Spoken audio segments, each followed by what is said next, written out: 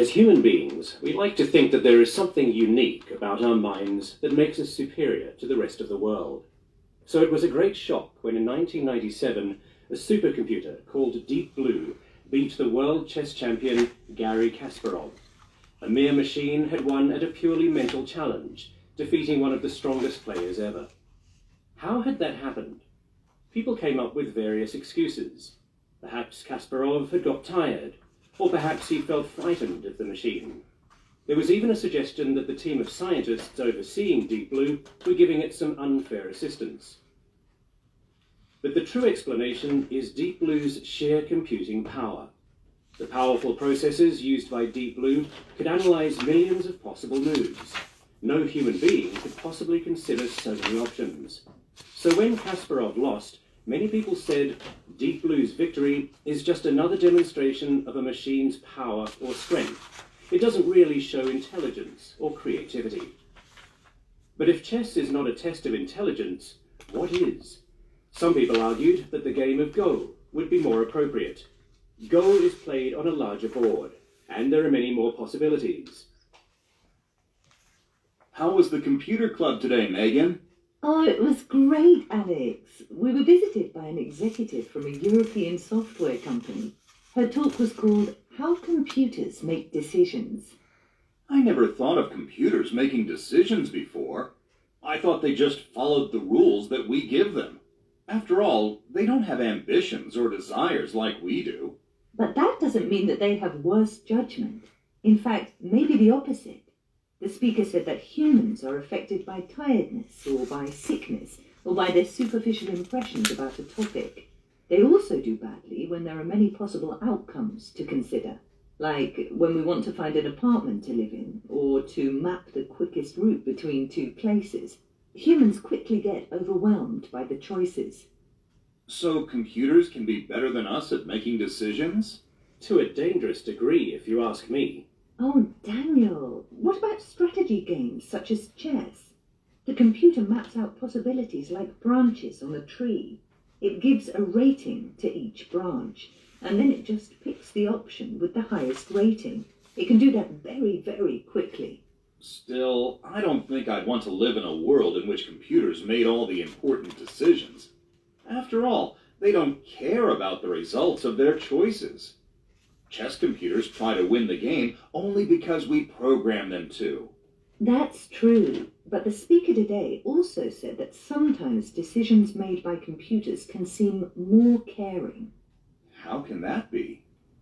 In medicine, for example, doctors often can't adjust treatments to each individual because that would mean handling too much information. They just provide standard amounts of medicines, for example. But a computer can quickly analyze all the tests and give each individual the exact treatment that they need. Isn't this more caring, in a sense, than human doctors? What do you think, Daniel?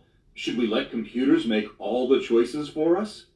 I'm worried that we will lose control if we give machines too much information.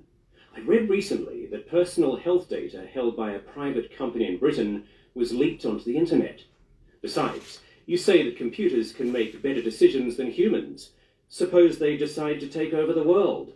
They might start keeping us as pets. Oh, don't be so dramatic. Even the most advanced computers just follow the instructions in their software. Plus, they need electricity, which we provide. Maybe the problem isn't so much giving control to the computers as giving it to the companies that run them. I don't think that computers are trying to take over the world, but I do think that companies are. You both don't see what's happening. Before long, it'll be the computers that are running the companies. Well, we can't uninvent them, can we? What do you think we should do? I think we have to set them against each other. Divide and rule. We need computers to police the computers.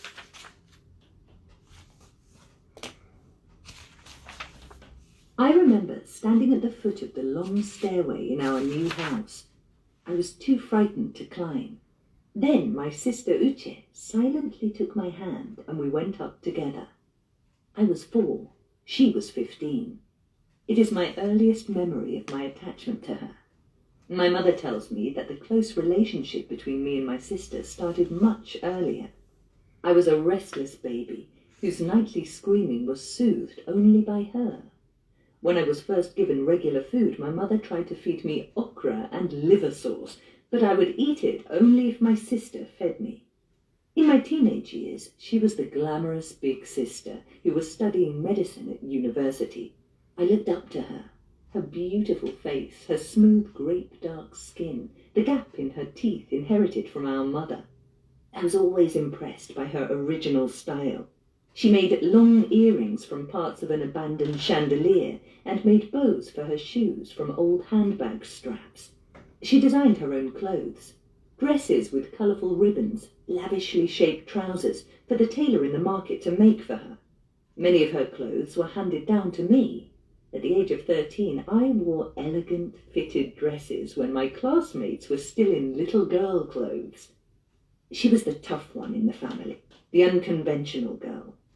When she was in primary school, the neighbour's son called her a devil, and she climbed over the hedge, beat him up, and climbed back home to continue her game of table tennis. That evening, the neighbours came over to complain to my parents. Asked to apologise to the boy, my sister said, "But he called me a devil." She once sneaked into my mother's wardrobe and took her high-heeled sandals to school. They were promptly seized by the teacher. She told my mother about it more than 10 years later, describing the sandals in detail, laughing. She laughs easily and often.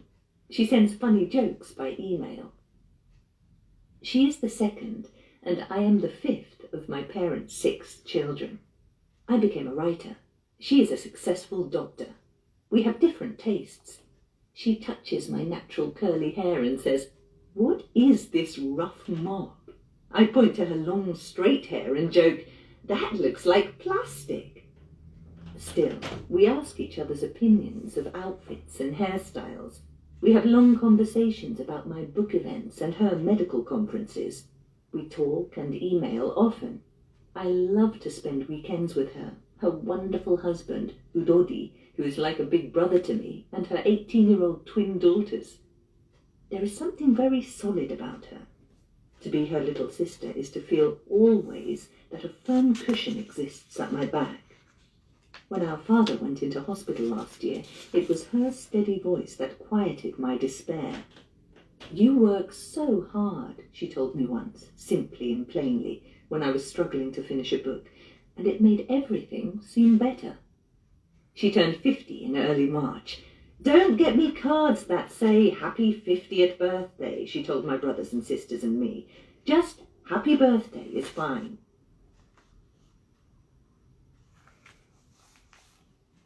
Welcome to Art in Focus,